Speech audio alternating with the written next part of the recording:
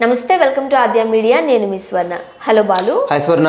బాలు, ఈ వైఎస్ వివేక హత్యకు సంబంధించి అక్కడే తిరుగుతుంది. ఏదో జరగబోతుంది అనుకుంటున్నా, మళ్ళీ వెనక్కి వచ్చి అక్కడే ఆగుతుంది. ఈ రోజు సిబిఐ నోటీసులు ఇచ్చింది అవినాష్ ని మీట్ కావడానికి, సో క్వశ్చన్స్ అందించడానికి. ఎట్లయినా సరే ఈ రోజు అవినాష్ రెడ్డి అరెస్ట్ కాబోతున్నాడు, అయిపోయాడు అంటూ వార్తలు వచ్చాయి. బట్ మళ్ళీ ఏం కాదు. ఎందువల్ల, అసలు ఏం జరుగుతుంది? అంటే దొంగలు పడ్డ 6 నెలలకి కుక్కలు మురిగినట్టు సామెతలాగా జరిగి దాదాపుగా 4 సంవత్సరాలు దాటిపోయినప్పటికీ కూడాను ఈ మాత్రం ఫాస్ట్ అనేది కూడా గత 5-6 నెలల క్రితం మనకి చెప్పుకోవాలి. ఇప్పటిదాకా అనూహ్యంగా ఎవరైతే A1, A2, A3, A4గా ఉన్నటువంటి వాళ్ళు వాళ్ళ ప్రమేయం కాకుండా కొత్తగా వైఎస్ అవినాష్ రెడ్డి, వాళ్ళ నాన్న భాస్కర్ రెడ్డి, వీళ్ళందరి పేర్లు రావటం, ఆ తర్వాత రకరకాల పేర్లు వినిపించడం, ఆ తర్వాత ఒక టెక్నాలజీని వాడి పట్టుకున్నామంటాం, అంటే దస్తగిరి లాంటి వాళ్ళు పట్టుకోవడం, ఇదంతా జరిగిన అనూహ్య పరిణామాల నేపథ్యంలో ఆ తర్వాత వైఎస్ సునీతమ్మ ఏదైతే నాకు ఇక్కడ ఏపీలో నాకు న్యాయం జరగదని చెప్పి తెలంగాణ హైకోర్టుకు రావటం, అక్కడి నుంచి సుప్రీంకోర్టులో వెళ్ళటం, ఇవన్నీ అనూహ్యంగా పరిణామాలు జరుగుతూనే ఉన్నాయి, మనం చూస్తూనే ఉన్నాం. కానీ మిగతా విషయాలన్నీ ఫాస్ట్గా ఉన్నాయి. కానీ వైఎస్ అవినాష్ రెడ్డి దగ్గరికి వచ్చేసరికి మాత్రం చాలా మందకొడిగా నడుస్తూ ఉంది విచారణ అనుకోవచ్చు. ఇదే తరహాలో ఇవాళ యాక్చువల్గా ఆయన విచారణకు హాజరు అవ్వాల్సి ఉన్న నేపథ్యంలో నాకు ముందస్తుగా నాకు ఇంటిమేషన్ ఇవ్వలేదు, కాబట్టి నేను ఇవాళ రాలేను, నాకు పార్టీలో కొన్ని కార్యక్రమాలు ప్రీ ప్లాన్డ్గా ఉన్నాయి కార్యకర్తలతో, సో నేను రాలేనంటూ ఆయన ఒక స్టేట్మెంట్ ఇవ్వడంతో ఆయన అది ఆగిపోవడం. ఇదే తరహాలో ఇనీషియల్ ఫస్ట్ టైం పిలిచినప్పుడు కూడా అదే జరిగింది. నాకు ఇక్కడ వేరే పనులు ఉన్నాయి, పార్టీ మీటింగ్స్ ఉన్నాయి, లేకపోతే కార్యకర్తల మీటింగ్స్ ఉన్నాయి. అంటే ఇదేదో ఎట్లా ఉందంటే, మన ఇంటికి ఎవరైనా ఏదైనా ఇన్విటేషన్ ఇచ్చి మా ఇంటికి సో ప్రోగ్రామ్ ఉంది రండి అంటే, ఇగో నాకు ఆ పని ఉంది ఈ పని ఉంది అని చెప్పేసి తప్పించుకున్నట్టుగా ఏదైతే ఉందో అవినాష్ రెడ్డి యొక్క వ్యాఖ్యలు కూడా అట్లాగే ఉన్నాయి. అంటే ఇది ఏమన్నా ఫంక్షనా, నేను పిలిస్తే నాకు సౌండ్స్ పనులు ఉన్నాయి, యాక్చువల్గా పెళ్లి పేరెంటాలకి వీలైతే వెళ్తాము, లేకపోతే లేదు. బట్ ఇక్కడ ఒక పెద్ద కేసుకు సంబంధించి విచారణకు రమ్మంటే సాకులు చెప్తున్నారు. సాధారణంగా సిబిఐ కావచ్చు, లేకపోతే ఏదైనా కోర్టు కావచ్చు, ఏదైనా అంటే దర్యాప్తు సంస్థలు ఎవరైనా సరే వాళ్ళు వచ్చినప్పుడు పిలిచినప్పుడు ఖచ్చితంగా వెళ్ళాలి. వీళ్ళకి ఎందుకు ఈ ప్రివిలేజ్ ఇస్తున్నారు? వీళ్ళ నాన్న భాస్కర్ రెడ్డి కూడా అక్కడికి వాళ్ళ నాన్న ఉన్న ఊరికి వెళ్ళి అక్కడి నుంచి విచారణ జరపడం, నాకు ఓపిక లేదంటారు. కానీ ఆయన మాత్రం పర్యటనల పేరు చెప్పుకొని రకరకాల ప్రదేశాలు తిరుగుతూ ఉంటారు, దానికి మాత్రం ఓపిక వస్తుంది. కానీ విచారణకు హాజరవ్వాలంటే మాత్రం వాళ్ళకి ఓపికలు ఉండవు, వాళ్ళకి టైంలు ఉండవు. కార్యకర్తలు అంటే ఒక పక్కన రాష్ట్రంలో పరిపాలన లేదు, మొత్తం గుట్టుపడిపోయింది అనుకుంటున్న నేపథ్యంలో వీళ్ళకి మాత్రం కార్యకర్తలు కావాలంటే మీటింగ్లు ఉంటాయట. కానీ ఒక హత్య కేసుకు సంబంధించి ఒక మాజీ మంత్రి లేకపోతే మాజీ ఎంపీకి సంబంధించి హత్య కేసుకు సంబంధించి సొంత బాబాయ్ హత్య కేసుకు సంబంధించి మాత్రం విచారణకు రావాలంటే మాత్రం వీళ్ళకి ఏవీ కుదరవు. మరో పక్కన ఇదంతా తీసి ఒక పక్కన పెడితే సిబిఐ ఎందుకు ఇంత ప్రివిలేజ్ ఇస్తున్నది ప్రధానంగా ఇక్కడ మనం మాట్లాడుకోవాల్సినటువంటి ఒక అంశం. ఎందుకు నేను రానంటే ఎందుకు ఆగిపోతున్నారు? లేకపోతే ప్రతిసారి మనకి మీడియాలో ఏం చూస్తున్నామంటే, ఇదిగో ఇవాళ అవినాష్ రెడ్డి వస్తున్నాడు, ఇవాళ ఏదో రకంగా అరెస్ట్ అయిపోతాడు. అంటే అరెస్ట్ కోసం మీడియా ఎదురు చూస్తుందా, లేకపోతే జనాలు ఎదురు చూస్తున్నారా అన్నట్టుగా ఉంది తప్పిస్తే సిబిఐ వాళ్ళు దీనికి సంబంధించి ఎక్కడ ఇది ఇవ్వట్లేదు. దీనికి తోడుగా హైకోర్టుకి వెళ్ళి ముందస్తుగా బెయిల్ తెచ్చుకోవడం అవినాష్ రెడ్డి, ఇగో నన్ను ఈ సెక్షన్స్ కింద నన్ను విచారించద్దు, లేకపోతే నాకు ముందస్తు బెయిల్ ఇవ్వండి అంటే, ఒక పక్కన సిబిఐ కూడా ఇవాళ అరెస్ట్ చేస్తాము, ఈ కేసుకు సంబంధించి పక్కా ఆధారాలు ఉన్నాయని చెప్పినప్పటికీ కూడాను మళ్ళీ విచారణ పేరుతో పొద్దున్న నుంచి సాయంత్రం దాకా విచారణ చేయడం, మళ్ళీ పిలుస్తామని చెప్పి పంపించడం, ఇదంతా సిబిఐ ఎందుకు మళ్ళీ ల్యాగ్ చేస్తుందో అర్థం కావట్లేదు. తాజా నేపథ్యంలో సాధారణంగా మనకు పోలీస్ స్టేషన్లో మనకి కేసు ఉందంటే, ఇదిగో నేను రాలేదంటే ఇంటికి వచ్చి కొట్టుకుంటూ తీసుకెళ్తారు. ఈ కోర్టు ముందర చట్టాల ముందర అందరూ సమన్యాయం అనుకుంటున్నప్పుడు ఎందుకు వీళ్ళకి ప్రివిలేజ్ ఇవ్వటం? ముఖ్యంగా మనం ఇక్కడ కవిత ఇష్యూ చూసినా సరే పిలుస్తూనే ఉంటారు, వీళ్ళు మేము రాము అని చెబుతూ ఉంటారు.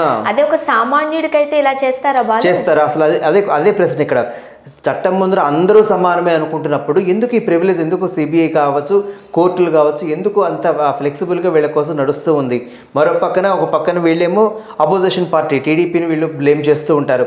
ఈ సిబిఐ కావచ్చు, కోర్టులు కావచ్చు అంతా చంద్రబాబు నాయుడు డైరెక్షన్లో నడుస్తుందని చెప్పేసి అంటూ ఉంటారు. ఒకవేళ చంద్రబాబు నాయుడు డైరెక్షన్లో జరుగుతుంటే మరి ఇన్ని రోజుల విచారణ పేరుతో ఎందుకు ఇంత ల్యాగ్ చేస్తుంది సిబిఐ?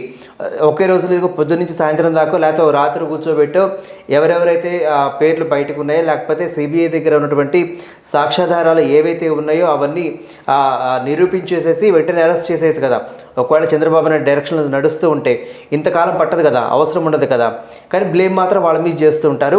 అంటే ఇంకొకటి, దస్తగిరి ఏదైతే ఒక వాంగ్మూలం ఇచ్చాడో, లేకపోతే ఇంతకు ముందు ఎవరినైతే అరెస్ట్ చేసినప్పుడు వాళ్ళు ఒక విషయం అయితే చెప్పారో దాన్ని బట్టి వాళ్ళకి ఒక క్లారిటీ వచ్చేసింది, ఒక స్కెచ్ అయితే వచ్చేసింది. బట్ కోర్టుకి ఆధారాలు కావాలి కాబట్టి, సాక్ష్యాలు కావాలి కాబట్టి వెయిట్ చేస్తున్నారు అని మాత్రమే చెబుతున్నప్పుడు మరి వాళ్ళని ఎందుకు అదుపులోకి తీసుకోవడం లేదు అనేది ఒక సామాన్యుడి ప్రశ్న. అంటే వాళ్ళని అదుపులో తీసుకున్నా కానీ కోర్టుకు వెళ్ళిన తర్వాత కోర్టు బెయిల్ ఇచ్చింది వాళ్ళకి. సో అట్లా బయటకు వెళ్ళడం జరిగింది వాళ్ళు. ఇక్కడ అవినాష్ రెడ్డికి ఏంటంటే ఇంకా అరెస్ట్ కూడా జరగలేదు ఇంకా, కాబట్టి ఆ ఫ్రీడమ్ అనేది వాళ్ళకి ఉండదు, ఖచ్చితంగా హాజరవ్వాల్సిందే. లాస్ట్ టైం కూడా సిబిఐ హైకోర్టుకి వెళ్ళినప్పుడు ముందస్తు బెయిల్ కోసం అవినాష్ రెడ్డి వెళ్ళినప్పుడు కోర్టు కూడా మొత్తం సమర్పించింది కూడా. దాని తర్వాత ఆయనకు సంబంధించిన డైరీ ఒకటి దొరకటము, ఆ డైరీ కోర్టుకు సమర్పించడము. అంటే సిబిఐ తరఫు నుంచి ఒక అప్డేట్ ఏదైతే ఉంటుందో అప్డేట్ మాత్రం జనాలకు తెలిస్తే ఓహో దీని తర్వాత ఇప్పటికే వైఎస్ భాస్కర్ రెడ్డి అరెస్ట్ తర్వాత నెక్స్ట్ అవినాష్ రెడ్డి అరెస్టే అని ఖచ్చితంగా అనుకుంటున్న నేపథ్యంలో అవినాష్ రెడ్డి అరెస్ట్ వన్స్ జరిగింది అని అంటే పెద్ద తలకాయలు కూడా బయటికి రావాల్సిందే. సో వాళ్ళని కప్పిపుచ్చడానికి అవినాష్ రెడ్డి అరెస్ట్ ఆపుతున్నారు అంటూ కూడా వార్తలు ఉన్నాయిగా. సో మరి అలాంటప్పుడు ఇంకెందుకు అరెస్ట్ ఎందుకు, విచారణ ఎందుకు? ఆ పెద్ద తలకాయని కాపాడాలి అనుకున్నటువంటి ముఖ్య ఉద్దేశమో సిబిఐకో లేకపోతే విచారణ సంస్థలకు ఉన్నప్పుడు ఎందుకు విచారణ ఎందుకు, ఆయన చావని చచ్చాడు కదని చెప్పి వదిలేసుకుంటే అయిపోతుంది. కానీ ఇక్కడ అట్లా జరగట్లేదు. పక్కన గూగుల్ టేక్అవుట్ పేరుతో నిందితుల అడ్రస్లు లేకపోతే నిందితులు ఎక్కడెక్కడ తిరిగారు అవన్నీ సమకూరుస్తున్నారు, సాక్ష్యాధారాలు కోర్టుకు సమర్పిస్తున్నారు. మా దగ్గర అసలు పూర్తిగా సాక్ష్యాధారాలు లేకపోతే అసలు ఒకళ్ళని మేము పేరు పెట్టి ఎవరైతే అవినాష్ రెడ్డి కావచ్చు, ఇంకో XYZ కావచ్చు, మేము పిలవం కదని చెప్పి సిబిఐ అంటాం. అంటే ఒక పక్కన సాక్ష్యాధారాలు ఉన్నాయి అంటూనే మరో పక్కన ఈ అవినాష్ రెడ్డికి వేసే ప్రశ్నలు ఏవైతే ఉన్నాయో అవి అవినాష్ రెడ్డి 2-3 సార్లు అడిగింది ఏంటంటే నాకు ఒక రికార్డింగ్ వీడియో రూపంలోనూ ఆడియో రూపంలోనూ కావాలని అడగటము. అది ఒకసారి మాకు కుదరదని చెప్పి సిబిఐ వాళ్ళు చెప్పడం, తర్వాత కోర్టు ఉత్తర్వులతో మేము అది కూడా చేస్తామని చెప్పడం. సో అక్కడ ఏం అడుగుతున్నారు, అవినాష్ రెడ్డి ఏం చెప్తున్నాడు, ఎంతవరకు కేసు ముందుకు వెళ్ళింది అనేది బయటికి రావట్లేదు. అన్లెస్ అదర్వైజ్ సిబిఐ వాళ్ళు అవినాష్ రెడ్డిని విచారించినప్పుడు ఆ వీడియో రికార్డు కానీ ఆడియో రికార్డు కానీ బయటికి వస్తే తప్పిస్తే మేరకు వాళ్ళ దగ్గర ఎంత మేరకు సాక్ష్యాధారాలు ఉన్నాయి, దానికి సంబంధించి అవినాష్ రెడ్డి ఎంతవరకు స్పందిస్తున్నాడు, ఆ సాక్ష్యాధారాలకి అవినాష్ రెడ్డి చెప్తున్నటువంటి ఆ వాంగ్మూలానికి పొంతన ఎంతవరకు ఉందనేది ప్రజలకు తెలిసే అవకాశం ఉంది, మీడియాకి తెలిసే అవకాశం ఉంది. ఒక పక్కన మాత్రం అవినాష్ రెడ్డికి కేసు విచారణ అంటే చాలు మొత్తం అన్ని ఛానల్స్ మొత్తం దాని మీద పడతాయి. కవిత కేసు అనగానే మొత్తం ఆ రోజు ఇంటి దగ్గర నుంచి కార్లలో మొత్తం దాని మీద ఫోకస్ ఉంటుంది. చివరికి వెళ్ళి లోపలికి వెళ్ళిన తర్వాత తుస్సుమని గంట తర్వాత బయటకు వచ్చేసేసరికి ఒక్కొక్కరు పిడికిలు బిగిస్తారు, మేము గెలిచామంటారు, లేకపోతే ఇక్కడ ఏం లేదంటారు, అపోజిషన్ మీద బురద జరుగుతూ ఉంటారు. ఏం జరుగుతుంది అసలు $1 మిలియన్ క్వశ్చన్. ఆ లోపల ఏం జరుగుతున్నది $1 మిలియన్ క్వశ్చన్.